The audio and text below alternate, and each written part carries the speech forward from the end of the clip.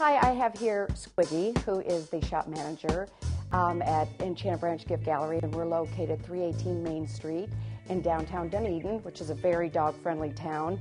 And Squiggy comes to work 6 days out of 7 a week. He has visitors come from all over the world to see him. He's got friends in Scotland and England, and a lady comes from Paris to see him, and also all over the United States. When people come here on vacation, they always come back to see Squiggy. The light of our life, and everybody loves him here, and they come back to see Squiggy. Here at the Enchanted Branch Gift Gallery, not only do we carry pet things for cats and dogs, but we have an array of gifts and collectibles and home decor. We have a Bad Girl section, which is always a lot of fun to read about different things. We've got soaps, we've got lamps, we've got a good variety.